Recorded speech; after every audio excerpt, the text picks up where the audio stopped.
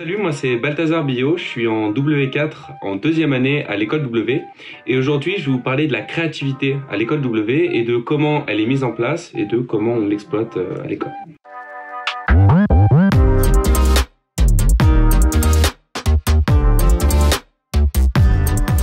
Pour moi, il y a deux étapes très importantes dans la créativité. La première, c'est de s'amuser. Il faut se faire plaisir, il faut faire travailler notre imagination et c'est ça qui nous pousse à être de plus en plus créatifs. Mais dans une deuxième étape, le plus important, c'est de savoir s'adapter et de savoir évoluer avec le projet et de faire avancer aussi sa créativité. Moi, je vais vous parler de la session marketing qui a eu lieu pendant le deuxième confinement. Le principe était de prendre du coup un objet du quotidien, dit lambda, en groupe de 5. Et le but, c'était de lui donner vie, de lui raconter une histoire pour faire adhérer notre communauté et la tenir en haleine pendant 3 semaines jusqu'à ce qu'on révèle la vidéo finale à propos justement de cet objet.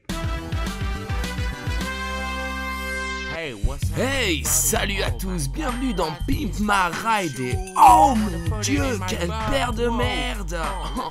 On va directement l'envoyer à Bob.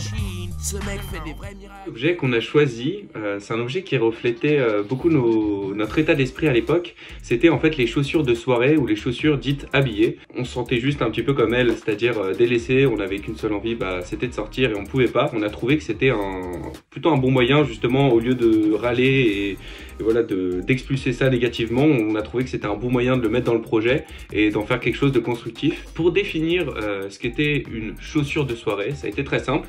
On a ouvert nos dressings et on a sélectionné la paire de chaussures qu'on mettrait dans la soirée du siècle. On a sélectionné 4 paires de chaussures parce qu'il fallait quand même qu'elles se différencient un petit peu. Pour ce qui est des contenus, il fallait du coup qu'on se démarque des autres et ce qu'on a décidé de faire, c'est en fait de reprendre des vidéos déjà connues, comme par exemple Pimp My Ride qu'on a remixé en Pimp Ma Paire, Next, JP Fanguin qui dit la question est vite répondue. Voilà, des vidéos qui sont connues, qui pourraient toucher un maximum de personnes sur les réseaux sociaux, notamment sur Instagram et sur TikTok. Ce qui a vraiment fonctionné dans ce format, c'est qu'on a choisi de le faire de manière parodique. C'est là où on s'est vraiment fait plaisir et on s'est pas mis de limite sur ce point-là.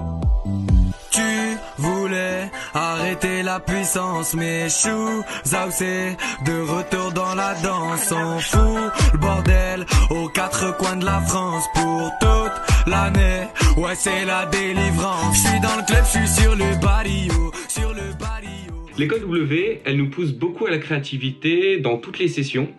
Parce que déjà, dans un premier temps, on a le choix de mettre notre empreinte dans ce qu'on crée. Et donc forcément, ça nous donne envie de faire quelque chose qui est différent et à notre image. Mais aussi, les sessions sont faites pour ça. C'est-à-dire que même quand on nous met des contraintes pendant certaines sessions, par exemple, je pense au projet transversal ou même là, avec un confinement, en fait, ça nous a poussé en fait à être encore plus créatifs. Et je suis pas sûr que pas confiné, on ait fait quelque chose d'aussi poussé et d'aussi fini que ce projet-là, quoi.